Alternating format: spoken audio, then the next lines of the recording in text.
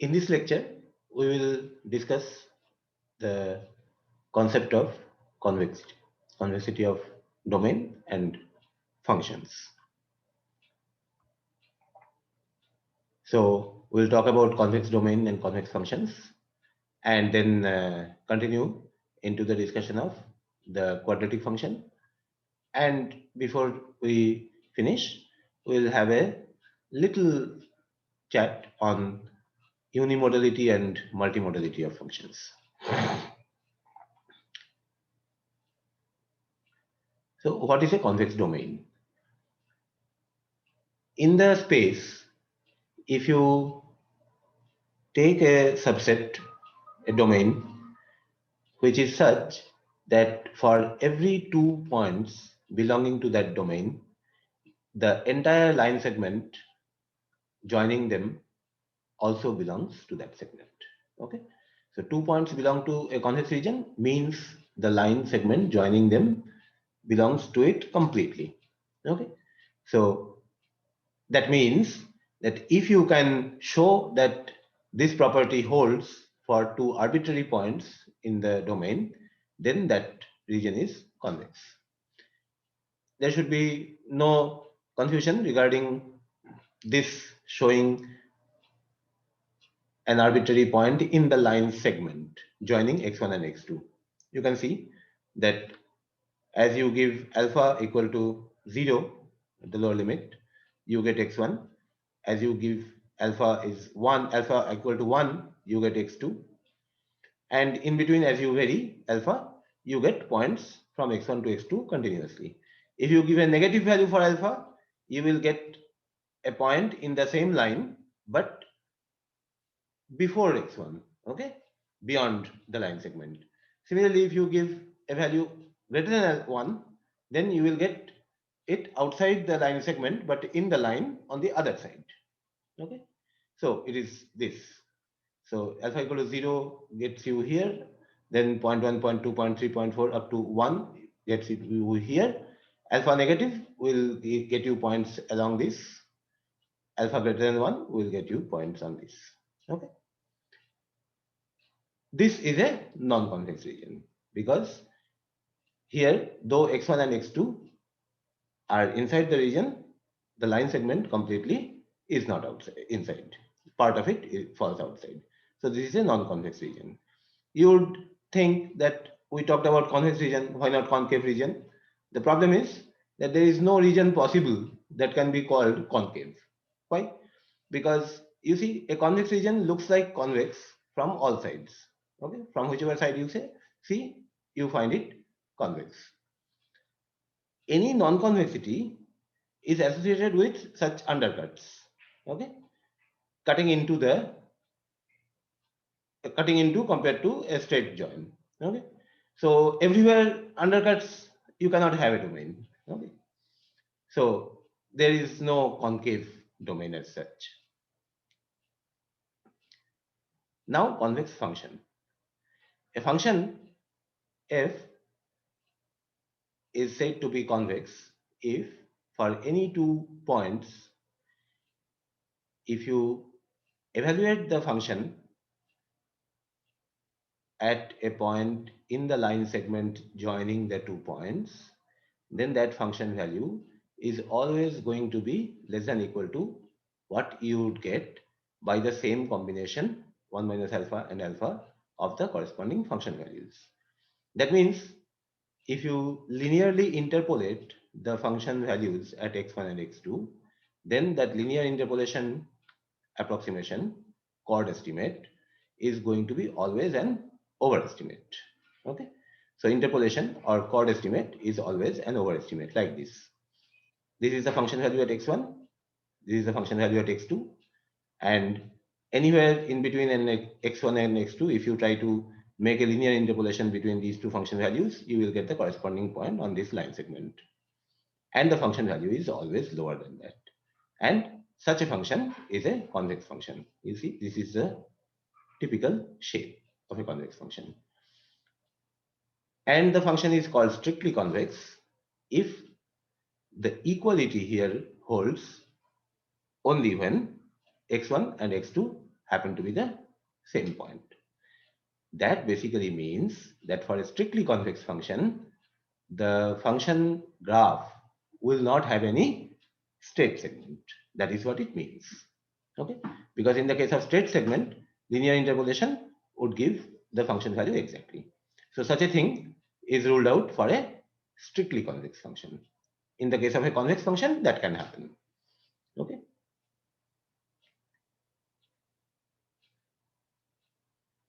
Now, yes, before we leave this picture, you see that this is the chord approximation or interpolation estimate between these 2 points.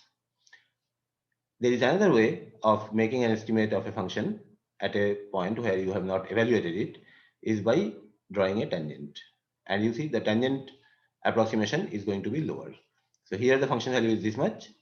At this value of x1, this value of x, the tangent approximation, what you get by first order approximation, first order Taylor series, will be on the tangent. Okay, and that is in this picture, as you see, that is an underestimate. Chord approximation interpolation result was overestimate, and the tangent approximation is underestimate. And that is precisely what we get when we try to work out the first order characterization of the convex function if the function happens to be differentiable. Okay. So this was the relationship which we got from the definition, that the function value is less than or equal to the linear interpolate. That is, linear interpolation estimate is overestimate. Now, on both sides, try to club the alpha terms together. Here, these two alpha terms together, as you club, you get this. And on this side, alpha fx1 negative and alpha fx2 positive. As you club these two, you get this. What is left on this side? Fx1. Okay, that we have taken on this side. Now you see what the left side means. Function value at x1 is subtracted from function value at somewhere a little away from x1 plus this much. Now if you divide it by this much, and that whole this much happens to be very small, then this is the derivative, right? First derivative. And that alpha is already sitting here, so take it below. You have not taken x2 minus x1 into the alpha, just taken alpha. So that will be the derivative times x2 minus x1. Okay. So that is the derivative times x2 minus x1. Okay. And that is less than or equal to fx2 minus fx1. Take fx1 also on that side, and then you have this.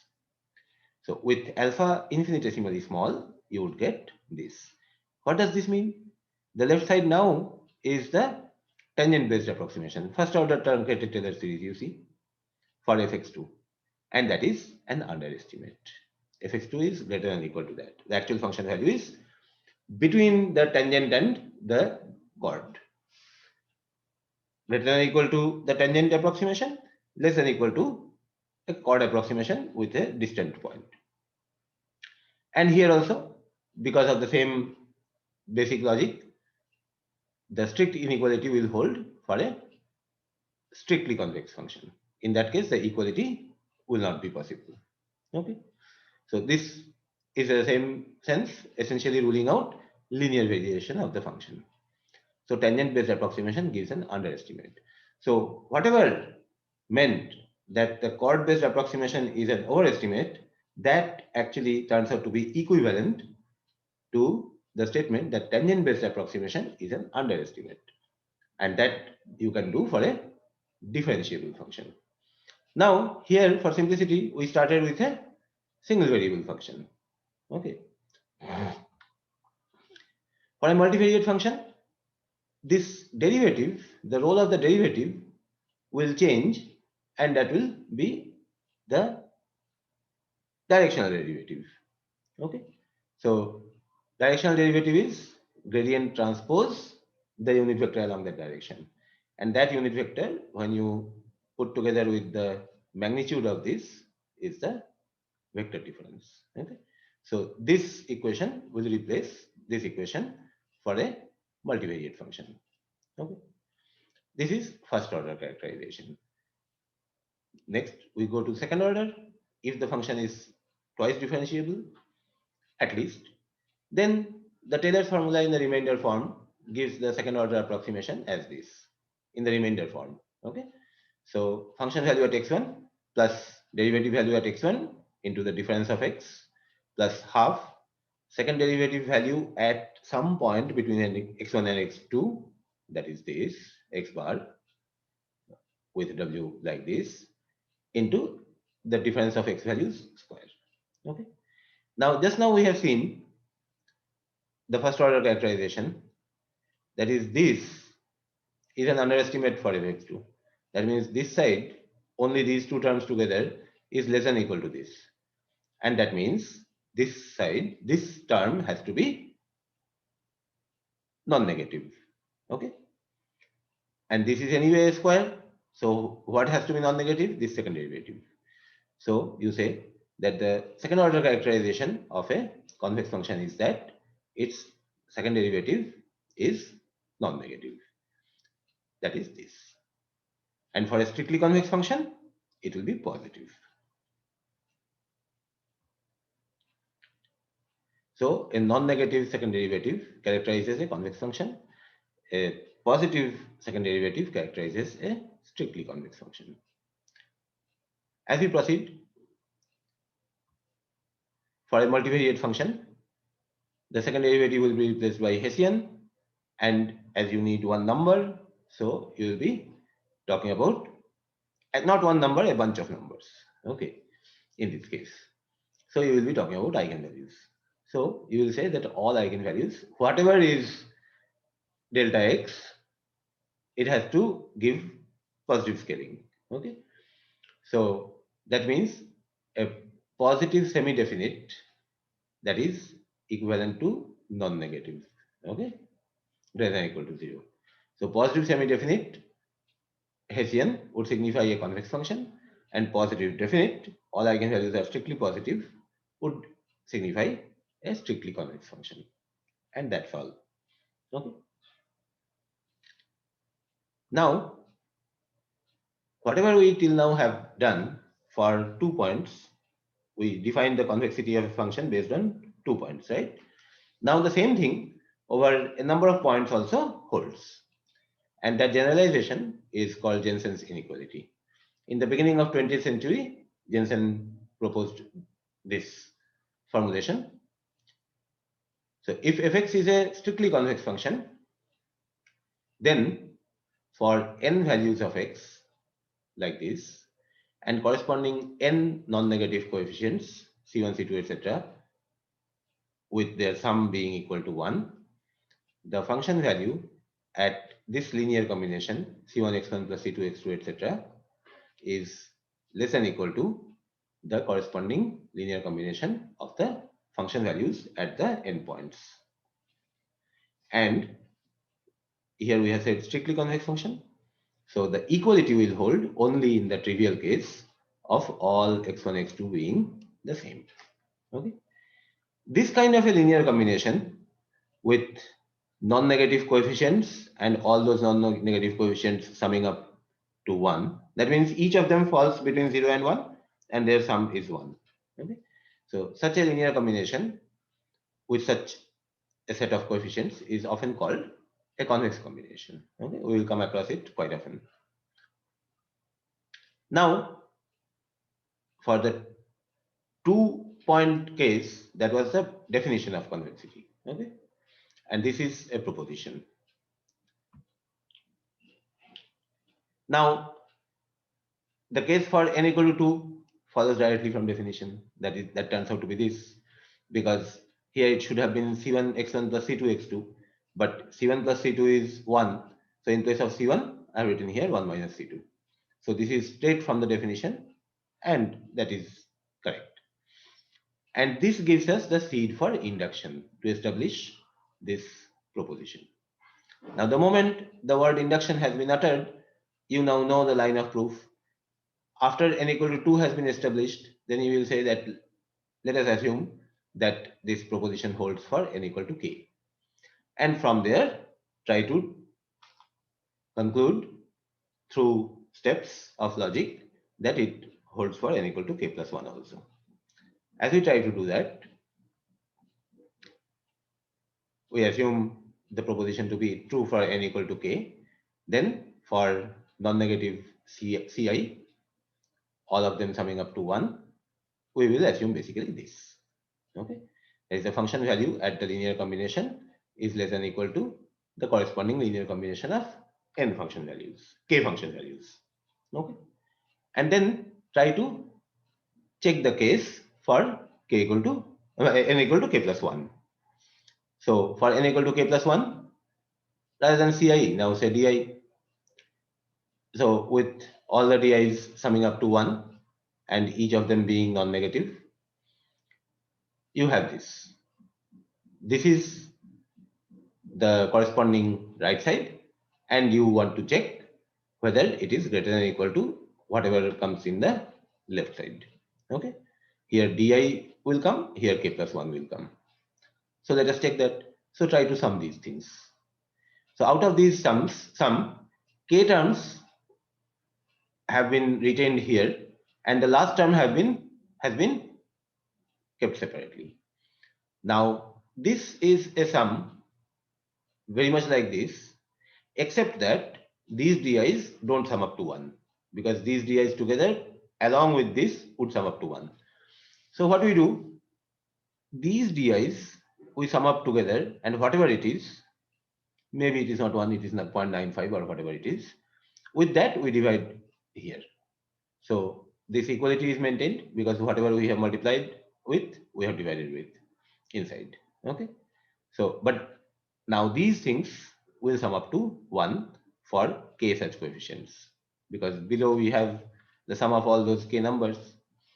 Now this fellow, since it sums up to 1, these fellows, since they sum up to 1, will complete the requirement for this induction hypothesis. Okay. So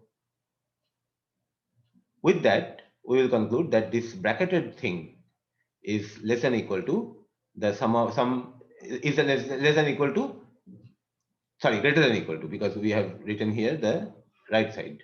So this thing is greater than, and all are positive, so there is no problem.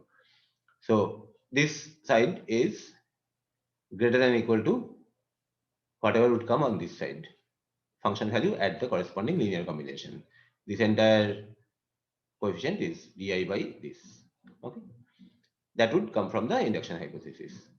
And now you see, here we have function value at this thing, and here we have function value at xk plus 1. This thing is multiplied with this sum di, this thing is this function value is multiplied with dk plus 1.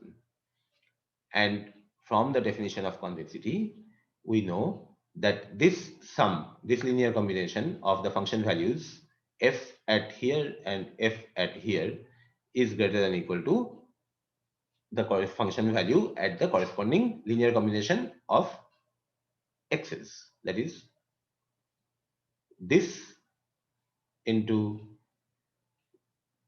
this whole thing plus this into xk plus 1. And when we multiply this with this whole thing, then this cancels with this, and what you are left with is the sum over di xi, and from here you get dk plus 1 xk plus 1, completing the sum to k plus 1, that is this. So now you see this one, you compare with this, that is the statement, the proposition for n equal to k plus 1. So it holds for n equal to k plus 1 also. So the requirements of induction proof is complete, and you know that Jensen's inequality, this relationship holds for all n. Okay. Now, in the case of domain, we discussed that there is something called convex domain, and if it is not convex, then it is non-convex. In the case of function, you can talk of concave function also. You see, as you see this function, this is concave. Okay, all through it is looking concave. Okay, So a concave function is simply a function f if its negative is convex. Okay, that's simple. Now, in general, a function can be such that it is convex in some part of its domain and concave at others. For example, look at this. This now you see in this all this concave convex business, the eye is here looking from down upward. Okay, so this way, these arrows show you the line of sight through which you conclude something as convex or concave visually, geometrically. Okay, in human sense. So as you see from down, in this segment, the function is convex. Then in this segment, it is concave from here to here. And then beyond that, it is again convex. And the change from convexity to concavity and back, all such changes are characterized with a tangent crossing the function profile itself. Okay, so these are points of intersection because here the slope was increasing, second derivative was positive, so it was convex. Here it is 0, and here slope is neither increasing nor decreasing for some while, some time, and then it's the slope starts decreasing, that is concave, second derivative negative, and so on. Okay, so this is a situation where you find that the function is convex in some part of the interval and concave at others. That is a general situation of a function, as you would expect.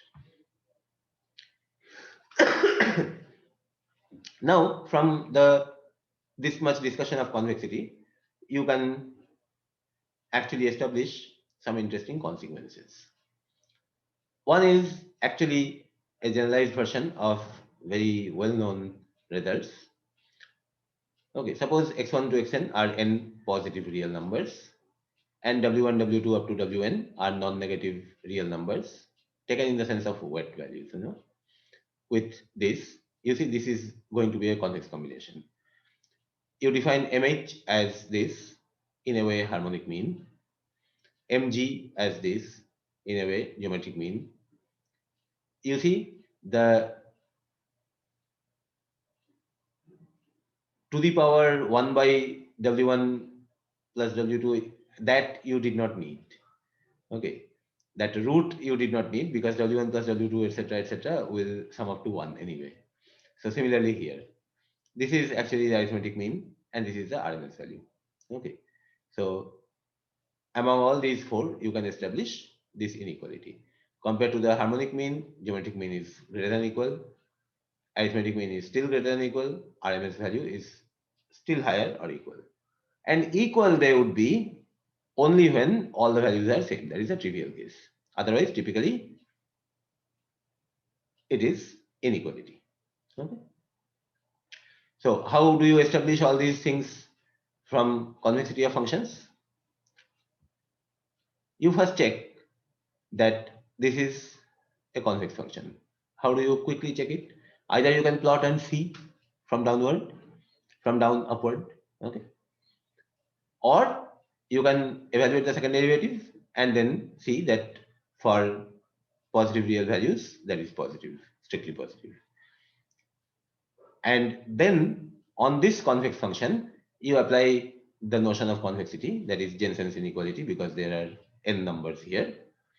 And through obvious logical steps, you can show the middle inequality. And if you do the same thing on not x1, x2, but 1 minus 1 by x1, 1 by x2, etc., then you will be showing this inequality. Okay. And then on this function, which is also convex, as you apply Jensen's inequality, you will be able to show this inequality. Okay. So this thing holds for these complicated looking expressions also. Okay. Basically, this means harmonic mean is less than equal to geometric mean, which is less than equal to arithmetic mean, which is less than equal to RMS value. And it is typically less in each case. They are equal only when all the participant elements are same, equal. Take another. The values of a strictly convex function, psi of lambda, at n points are known. And these values are organized like this in the monotonically increasing sequence. Now, to estimate the function value at a general value of lambda between lambda 1 and lambda n, that lambda is first represented as a convex combination like this, with each xi greater than or equal to 0 and their sum being equal to 1. And then saying that if lambda is this convex combination, then we will estimate the psi of lambda by x1 times psi at lambda 1 plus x2 times psi at lambda 2 and so on. So whatever is the convex combination of lambdas that give you this given lambda, at the same convex combination of the function values we will use to estimate the psi at that point. And make note that this estimate will always be an overestimate because it is in a way linear interpolation among n values. And linear interpolation of convex functions will be overestimates. Okay. So for which set of values of xi, these coefficients, the function estimate like this, and hence the deviation from the true value, because all estimates are overestimates, will be highest. And the result is very interesting. Answer is the estimate like that linear combination estimate is going to be highest. That is, the function estimate will turn out to be most away higher than the actual function value by the most amount when all the intermediate lambdas make no contribution, their coefficients are 0, and whatever contribution is to be made is made entirely by the two extreme values. Okay. In that case, you get the uppermost chord, which is this, and that is going to be the largest estimate of the function value. You can establish this rigorously by following proper logic, and this figure is given to help you in developing the scheme point by point. Okay.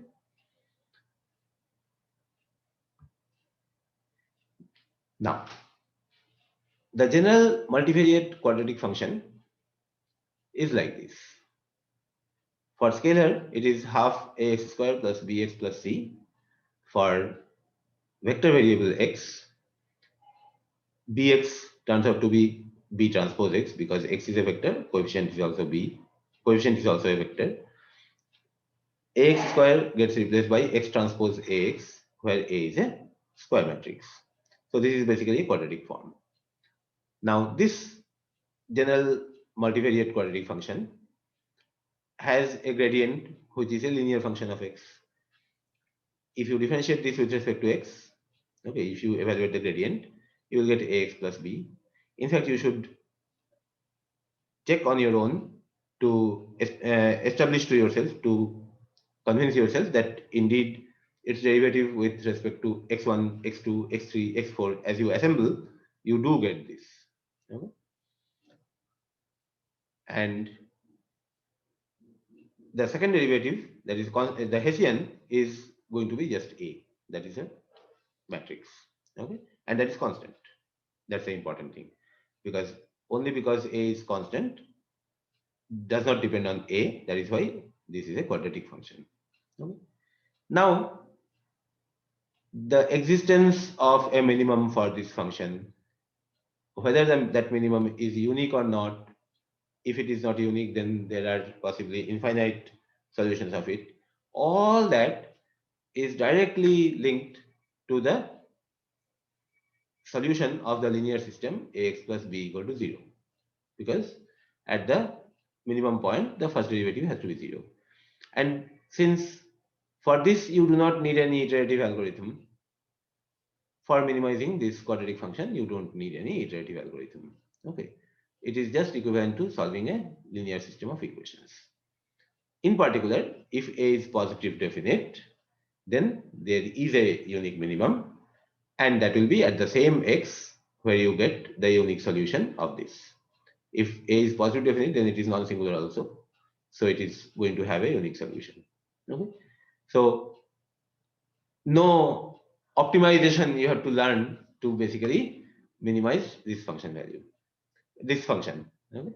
Yet every algorithm for nonlinear optimization is first tried with the convex quadratic function. That is a function of this kind with a positive definite. Okay. So this function, convex quadratic function, actually operates as the guinea pig for nonlinear optimization algorithms. We will come across experiments on it, okay, when we study the individual algorithms one by one. And that is why the quadratic function has a very central role to play in the development of algorithms and also for learning the optimization algorithms. Before we finish this particular topic, we touch upon a little on the concept of unimodality and therefore multimodality of functions, though it has nothing to do with convexity as such, which we were discussing. The word mode, in statistics, mode gives the value with maximum frequency in a distribution, and therefore a distribution with a single mode is called a unimodal distribution. With multiple peaks, with multiple modes, it is called multimodal distribution. In optimization, the same terms, unimodal function, multimodal function, is used to mean that single optimum or multiple optima. Okay. But here, even for minima, we use the same term. Okay. In the inverted sense. If you take a frequency distribution and then invert it, then you will have minima at the place of maxima. So you see, this is a unimodal function. Make note that this is not convex. You see, this segment is concave. Okay. So a tangent will cross here, and the tangent will cross almost vertically. Okay. At something like 95 degrees. Okay. So that little part is concave. Okay. So this part is concave. This part is convex. Again, this part is convex. And here there may be a little segment which is concave. So unimodal function does not have to be convex. Unimodal simply means a single minimum or a single optimum, whatever it is. This is a multimodal function. Unimodal functions are naturally easier for algorithms to handle, and some algorithms before operate try to work out a bracket in which there is a single solution. Okay. For example, even here, if you work out a bracket running from here to here, then in that the function will be unimodal. So that gives certain ease of operation to many algorithms. Okay. If the function is multimodal, then there may be a little back and forth swaying between this way to go or that way to go kind of thing. Okay, and that creates some difficulties with some of the algorithms. Okay. So to summarize the discussion of this entire lecture, most important point of this lecture is that convexity of domains and functions plays an important role in optimization theory and algorithms. How, that we will see in later lessons. The convex quadratic function acts as the first trial case for typical nonlinear optimization methods, and multimodality brings in some extra complications for many algorithms. In fact, multimodal optimization is considered a complicated, difficult kind of problem to solve for optimization algorithms. Okay, so here we stop, and in the next lecture we will discuss problem formulation in detail, what we discussed earlier once briefly.